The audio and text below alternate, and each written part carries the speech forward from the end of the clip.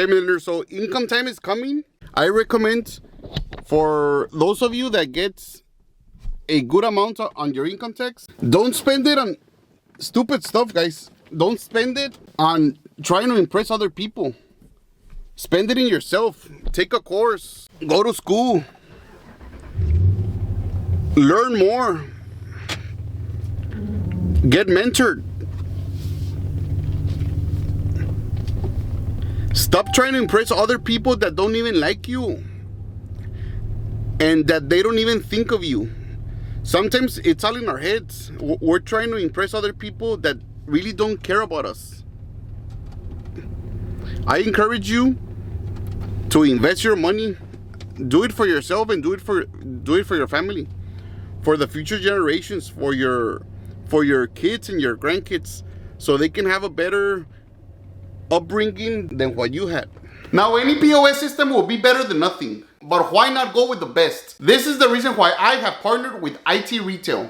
They have more than 2 decades serving the grocery store and meat market industry, from your small mom and pop corner stores to your big supermarkets. They understand our needs as business owners and just make our lives easier. With their cloud-based POS system, you can manage your inventory, staff, customers, and can easily view your sales from any part of the world at any given time. For an absentee owner, this last function is critical. IT Retail is innovative, modern looking, and operates very efficiently. But the best part is, as far as pricing goes, they are right in the middle, making it a very affordable addition or even upgrade to your current POS system. They do offer everything you need as a business owner and a bit more. I have linked their website down below. Be sure to check them out. Hey millionaires, for those of you that have been paying attention and saw my post about the time that I ran out of gas, I want to share that story because I feel that there's a lot of people that have felt what I felt on that day. So I was 25 years old and I was working at a transportation company here in Laredo, Texas. I'm not gonna say the name because I don't want to put them on blast. It wasn't that they weren't paying me enough. It was more that I wasn't managing my money correctly. I think at the time I was making around $11 an hour. And I was working full time. I was putting in some overtime. I would work from 3 to midnight and sometimes would stay up until 2 or 3 in the morning so I could put in the overtime. And I wasn't stealing their time because I was getting a lot of things accomplished. I was in charge of a fleet of drivers and I was keeping the drivers happy. If you know anything about transportation, retention is their biggest issue. So when you have a dispatcher that's treating the drivers right, the drivers tend to stay. Somebody can offer them a little bit more money, but if you treat them right, they're gonna stay most of the time, right? So I was treating the drivers good. I was treating them like family. They would come and they would chit chat, and I would have my desk surrounded by drivers, and we would all be talking, and they would bring tacos and we would eat. So we had a good time. But I wasn't managing my money correctly. I believe at the time my wife was also working, but she wasn't making much either. She was probably making between $7 or $8 an hour, and I was making around $10 or $11 an hour. So we weren't making a lot of money, but we didn't have big bills. So we should have been able to manage our money. But it was lunchtime. I believe I had to go run an errand. So I took off from work. I had to be back within the hour. So I left work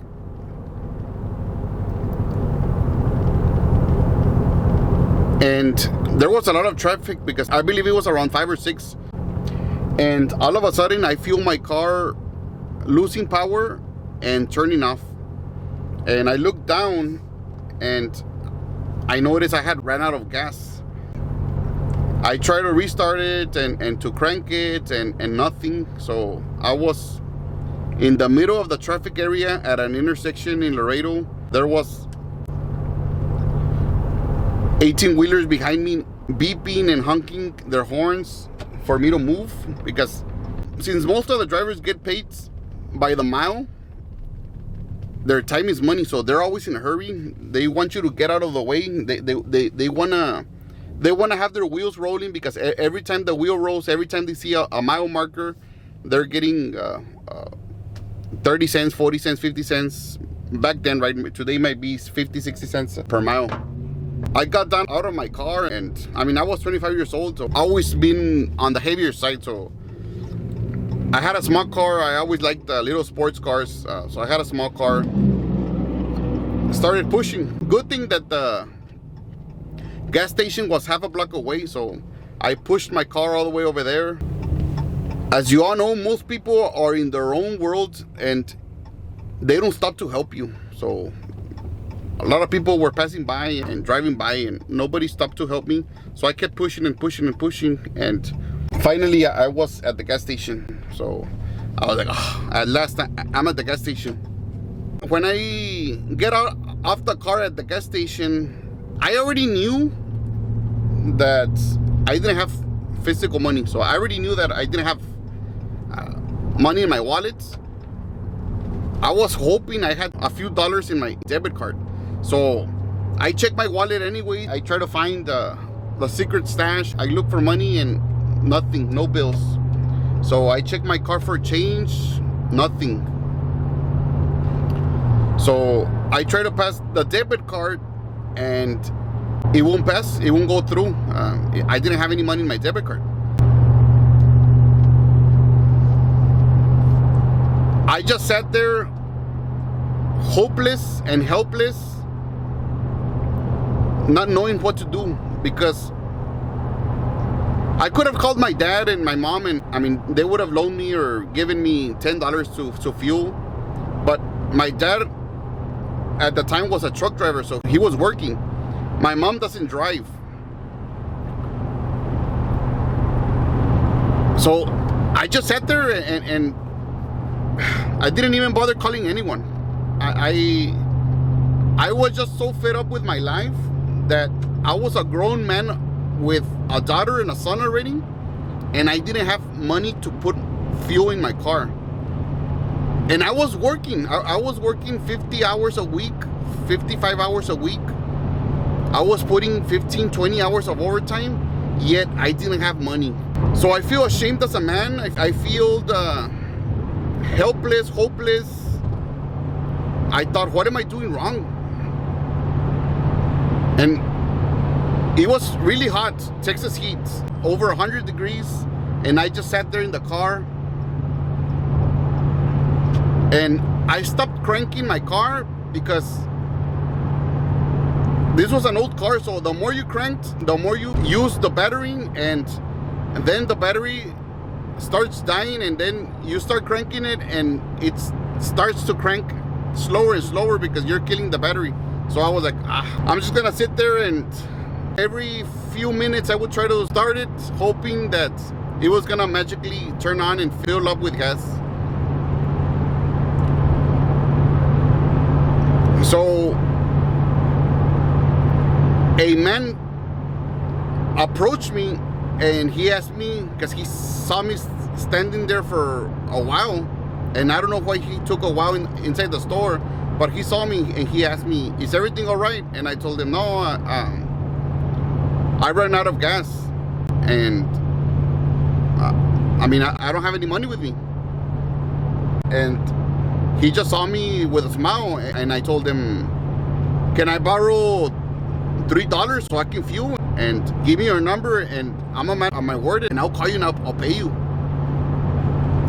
And the guy grabbed a $5 bill from his wallet, and I told him, what's your number? Or you can go pick up the money where I work.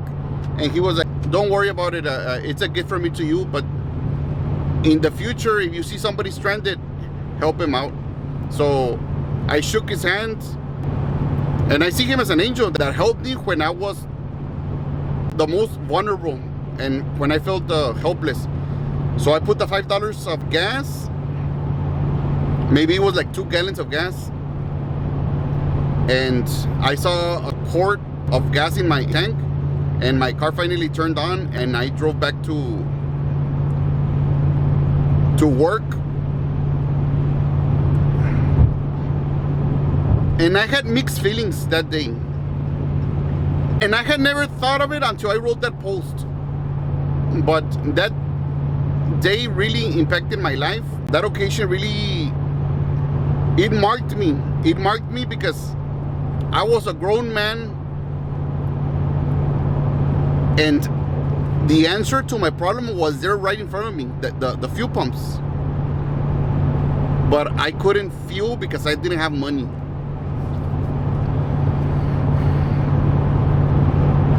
And the person helping me and having a good heart, out of all the people that saw me pushing the car, he was the only person that decided to stop and help me. I don't know if he saw me pushing, but he approached me. He asked me if everything was all right when he saw me just sitting there at the pump with no plan.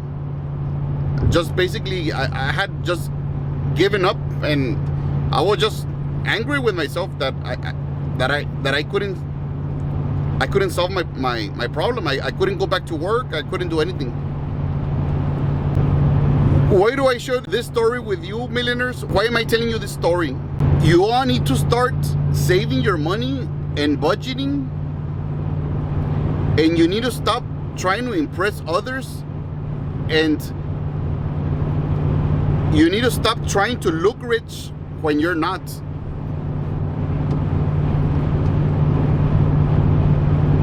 We are so worried about looking rich that we don't care that we don't have any money in our pockets. We want to have an expensive watch, drive an expensive car, rent the best condo that we can in the city, yet we don't have any money in the bank. I encourage all of you to start budgeting, to start saving your money, to start investing, because shortly after, I mean, I don't want to say that it happens the next day, but shortly after, probably within a year, I started budgeting. I started saving my money. I started investing. And it took me from age, I believe, 26 till when I was 33 years old, so around 8 years, to become a millionaire, to hit my first $1 million net worth. And then the second million was a lot quicker. I believe it was only around 3 years. So the first one took 8 years, the second one took 3 years. And it's gonna start snowballing from there because I changed my mentality. I now view money as a tool to create more money, not as a way to buy stuff.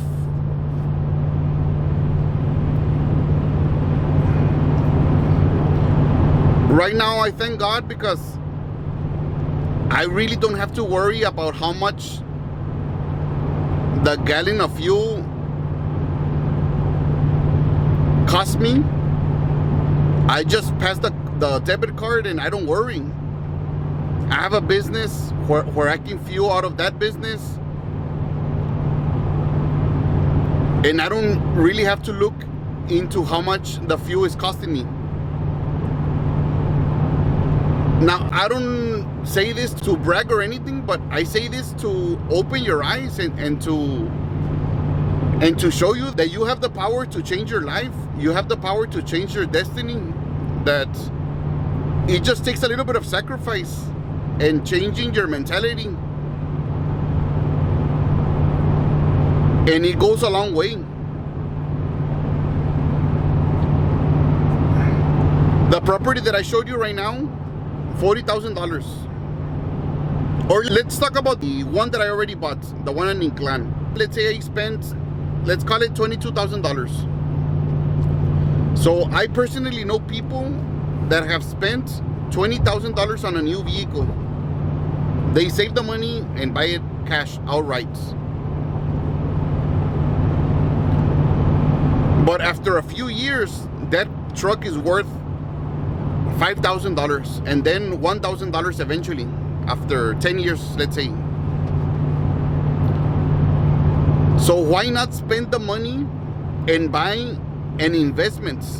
And maybe instead of buying a $22,000 truck that's gonna be really nice, you buy a $1,000 beater that's gonna do the same function. It's also gonna take you from point A to point B, but it's not gonna look nice. Maybe people are gonna make fun of you because you're driving on that ugly car, and it's gonna be missing paint. Maybe it's gonna have mismatched tires, mismatched wheels. Maybe it's gonna have a little dent on the back. It's gonna be crashed from the door. Maybe it's gonna have tape on the tail lights. But you're gonna buy a $1,000 beater, and with a $21,000 or $20,000, you're gonna buy an investment, like I did. I bought the property on Inclán in Cotulla, Texas, and that property is now going to net me around $600 or $700 per month.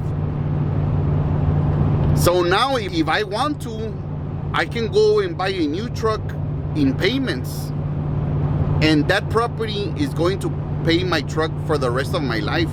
My monthly payment for this truck that I'm driving right now for my Ram is $680.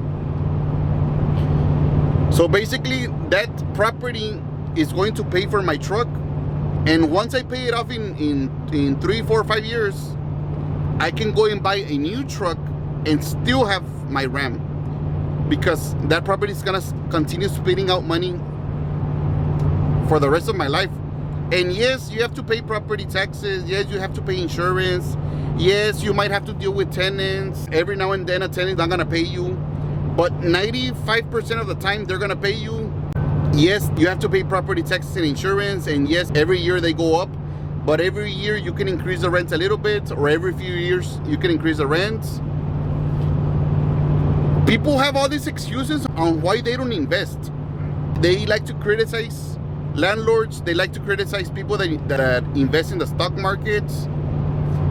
But we should stop criticizing the rich, and we should see what they're doing so we can do the same thing, and we can follow their recipe, their strategy, their plan. Instead of criticizing the rich, we should want to join the rich. Like I mentioned, once again, it's income tax season. I know people that are getting $10,000, $12,000 in income tax return. Don't give it to me. I'm not making this video so I can sell you something. Yes, I am working on an online course, but you don't have to buy my course. Invest it in yourself. Buy yourself a property. Put it in the stock market. Do something with it. Don't spend it on stuff. Don't spend it on cars. Don't buy the latest iPhone. My truck looks good. I really like it, but it's not a new truck. It's a 2018. Right now we're in 2025 already, so it's a almost 7-year-old truck. With my cash flow and without projects, because I'm always broke because I'm doing a lot of projects, but if I don't have a project going on, and with my cash flow, I can easily buy a Lamborghini. I can pay a Lamborghini and not sweat it, but I don't. I don't, because I want to continue scaling. I am still sacrificing, even though it sounds a little bit funny and people may look at me weird. Oh, you're sacrificing? Yes, I'm still sacrificing, because I live with less than half of what I net per month. My monthly cash flow, I live with less than half. So out of the $25,000, I only spend around $10,000 a month to live. And I can easily spend $20,000 because life's very expensive. You can easily upgrade and start inflating your lifestyle. I can buy a Lamborghini Huracan. I can buy my wife an Escalade or an expensive car, a Mercedes. I can upgrade my house to a much bigger house, to $1 million house, and have a $10,000 mortgage. I can start inflating my life to my income level, but I don't. I still live below my means. And that's what you need to do. You need to learn to live below your means. If you get paid $500 a week,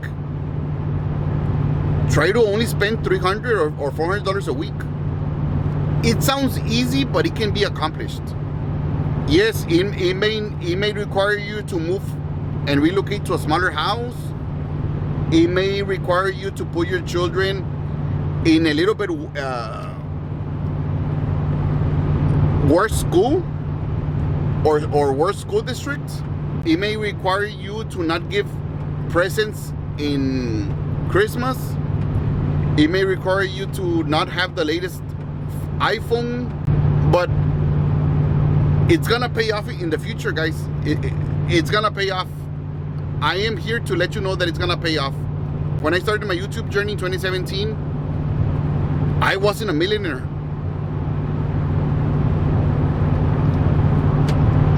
Just think about it. What I'm telling you is true, because it works, because I've seen it work for myself.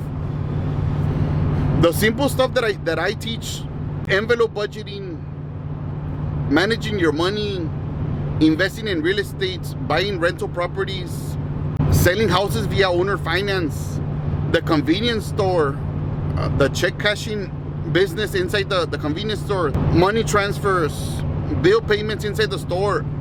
All those businesses work. But the convenience store by itself wouldn't have made me a millionaire. Buying one house and renting it was not gonna make me a millionaire. What makes me a millionaire is that I keep hustling every day, and I try to work smart, and I'm always feeding my brain. I'm always reading books, reading articles, consuming this type of videos, motivating myself and my brain. I try not to. I mean, I do, because I'm not a robot. Yes, I watch some Netflix. Every now and then I watch a thriller movie, but it's a minimum. I try to, most of Netflix is related to how I can become better. And it doesn't always revolve around money. It revolves around health, around my relationship with God, around how to build wealth, how to become a better person, how to treat people good, how to be a better presenter. It's about working on yourself, how to become better. I feel like I'm rambling and mumbling, but like I mentioned, it's an hour drive home, so might as well pass the time with you millionaires and give you a little bit of knowledge and a little bit of wisdom and a little bit of motivation, because it's January. It's the beginning of the year. And it's up to you to decide where destiny will take you. God has already done his job. He already deposited wisdom inside of us and talents. It's up to us to do something with them. And if you're waiting for the government to save you, if you're waiting for somebody else to come and give you a hand, it's not gonna happen. We have to help ourselves. With God's help, we have to help ourselves and start feeding our brain and start implementing what we're learning. We cannot get stuck in the analysis paralysis and just be analyzing and feeding our brain and not doing anything with it. We have to take action. Like I mentioned, write down your vision. If you want to start investing in real estate, find out how much down payment you need. If you want to qualify with a bank, start calling banks and ask them, what do you need to qualify for a rental property? How much down payment do you need? And formulate a plan. If you want to buy a house and it's $100,000 and it's 20% down for a rental property, you need $20,000. So start with a target and work your way back. So let's say, I need $20,000. Okay, so now you break it into chunks. Okay, I need $20,000 and I want to buy it within 12 months. So I know that every week I need to save, let's say, $400 a week I have to save.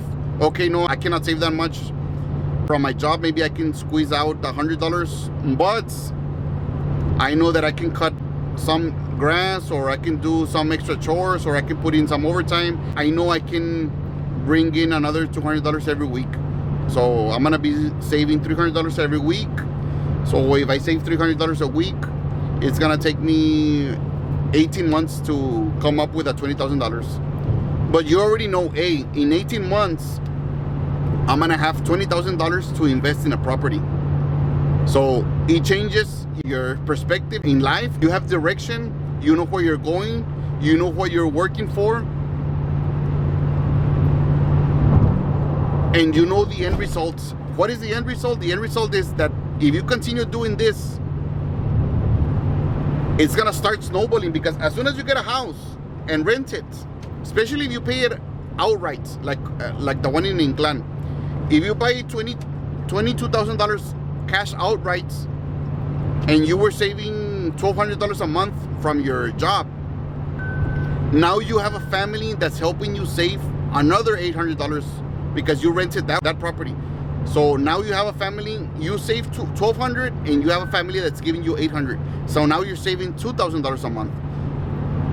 So if before it was taking you 18 months to save the $20,000, maybe now it's gonna take you 12 months to save it, because you have a helper now, a family that's helping you. And then you buy the second property, and now you have two properties giving you $800 a month plus your $1,200. You can see how it starts snowballing. You can see how people end up with 50 properties, with 100 properties, because you start creating a portfolio and an army of families that is helping you buy more properties and investing more. Before we continue, millionaires, I have something exciting to share with you. If you're serious about mastering the convenience store business or expanding into financial services, I am currently developing two powerful online courses. First, Convenience Store Blueprint. From startup to success gives you all the tools to thrive in the convenience store industry. Next, Beyond Retail. Adding financial services to your convenience store shows you how to boost profitability by integrating financial services that can easily double or triple your convenience store net earnings. I'm pre-selling these courses at a special discount. By joining early, you'll secure your spot and gain exclusive access as soon as they are released. Click the link in the description to learn more and take advantage of this limited time offer. Now let's get back to the video. Hey millionaires, welcome back to the channel. So once again, I'm in Cotulla, Texas. I came to sign the contract for housing, Section 8. Yesterday or the day before, I came to bring the fridge and the stove. I bought them new open box at a local vendor that sells them. I basically paid half of what I would have paid in Lowe's. My dad told me about this place, their new open box. They're probably returns from Lowe's and Home Depot, but the fridge and stove were new condition. They had a little bit of dents, like if they fell, but they're basically new. And I paid $625 for both, tax included. I thought it was a pretty good deal. I'll try to post a picture of them. And right now, I came to sign the contract for housing. They're gonna prepare the check, and I should have a prorated rent for the month of January for 15 days. So I'm really excited. I also collected a deposit from the tenants, and we gave her the keys, so she's going to start moving in. We rented the place for $775, $375 deposit. So I'm really excited because my investment was around $20,000. I need to check my numbers. I haven't added everything up, so it was maybe between 20 and 22,000, but it's not much for $775 monthly rent, monthly cash flow. I still gotta pay maintenance and vacancies, and I gotta pay property taxes, but I think I might be clearing around $600 a month. So 600 times 12, that's $7,200 that I'm gonna be getting every year. So in 3 years, I should recuperate all my investment, and then from there, I'm gonna be cash flowing 100% of my money without having basically any investment on the property. I'm really excited. I did end up buying the lot on Thornton Street.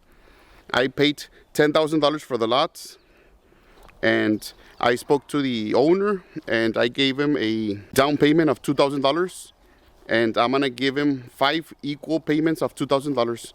So in total, I'm gonna pay no interest, and I should be done by January, February, March, April, May. I should be done by May. In May, I should have the property free and clear. And I'm thinking either of putting a mobile home or building a fourplex, pier and beam foundation, exterior siding, and renting them, each unit 25 by 25. So in total, it's gonna be 100 feet of building, 100 times 25. So it's gonna be 2,500 square foot building, one roof.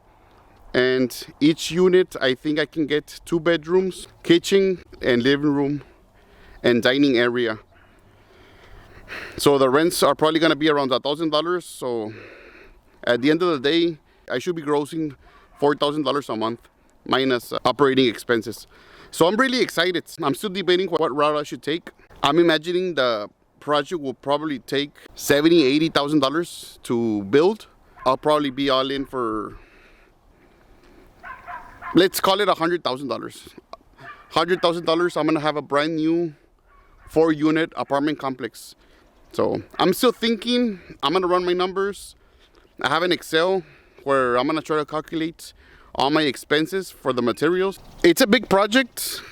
I know I can make it happen because the houses in Laredo that I've been rehabbing, I've been putting around $50,000 for the down payment and the rehab. So maybe $80,000 is a little bit more of what I'm used to, but I've done 2 or 3 rehabs. So that means I've spent like $150,000 in a span of 8 months or 10 months. So I think I can make this happen. Right now I don't have the money laying in the bank, but with a monthly cash flow that I get, I can start buying materials, leveraging credit cards at Lowe's, at Home Depot, and trying to make it happen. Because at the end of the day, once it's all said and done, I'm gonna be getting $4,000 a month. I'm really excited. But as I was searching the internet, I saw a house. I'm gonna put it here, but hopefully nobody buys it before me. But it's been sitting on the market for 260 some days. Right now I just called the realtor, and they want $39,900 for the house. The house is 900 square foot and the lot is 8,002. It's a 2-bed, 2-bath. It's a decent sized house. I'm gonna flip the camera around so you guys can see it. Okay, millionaires, so this is the house that I saw on the market. It's a quiet street, like all the streets in Cotulla. It's an older house, but the structure looks good. And like I mentioned, the lot is pretty large. Important stuff to check. It already has a light meter, which is gonna save us a lot of time and money. It has a light meter here. There's a wire connected from the light pole. It has a little bit of landscaping, the tree. It needs pruning, but, and I believe the lot goes all the way to this fence line. You can make up another driveway here. It already has a driveway, but you can make another driveway over here. I asked the lady in housing and she told me that this house used to be through Section 8 maybe 10 years ago. I asked the realtor if he thinks we can do $10,000 down payments, pay it off in 1 year, pay $2,500 a month. So he said he was gonna talk to the sellers, but he stated that they were trying to get a cash deal. I'm sure with cash I can probably buy it for $35,000 or $33,000, but unfortunately I don't have the cash. Most of us investors are always broke. We're always investing our money.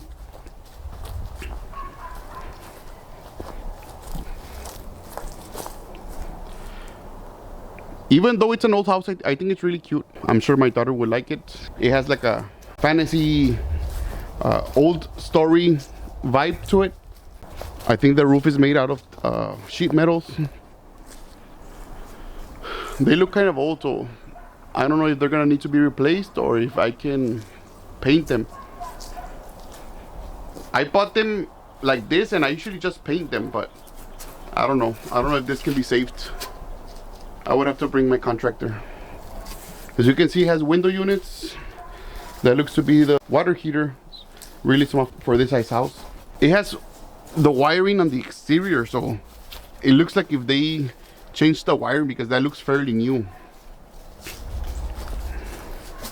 I don't know if you guys noticed, but there was 2 doors in the front, so I don't know if it's made into a duplex or if that's just the way it was before. Old houses usually had 2 doors in the front. So I did ask the realtor for permission to walk the property. Don't think I just came into the property. This looks to be like an alley.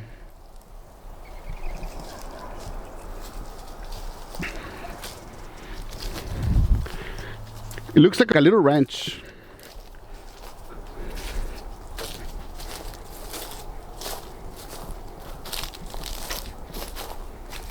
Needs a little bit of cleaning, but nothing crazy. Jesus saves. Of course he does.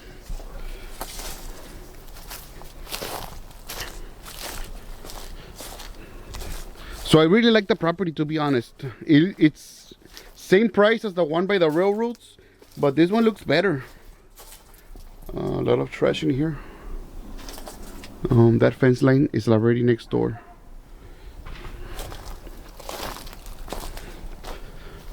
I wish everything was this siding.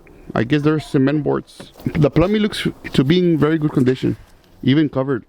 So it looks like the landlord did take care of the property. There's a light pole on the property.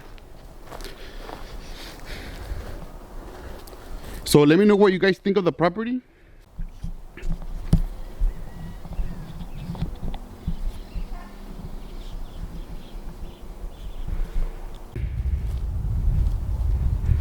The blue.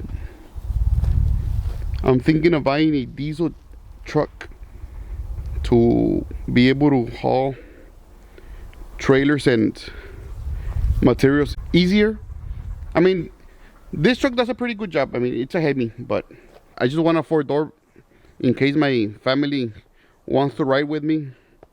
Right now I only have space for one, so it doesn't have a seat in the middle. It has the storage area in the middle, so there's only space for one. So yeah, let me know, millionaires, what you think of the property. Right now it's 5:49 and it's a Wednesday and it's really cloudy. It's about to go dark, so I'm an hour away from my house. So I think I'm gonna wrap this one up. But let me know what you all think of the property.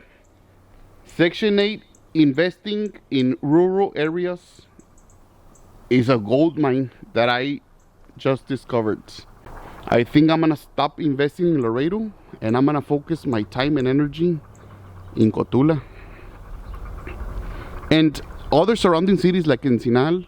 I've tried it in Rio Bravo and El Cenizo, but there's no demand. There's a lot more demand in these areas of Texas. I hope you millionaires appreciate what I'm doing, sharing my finds. They keep calling from spam. So this video is to motivate you millionaires. It's the beginning of 2025.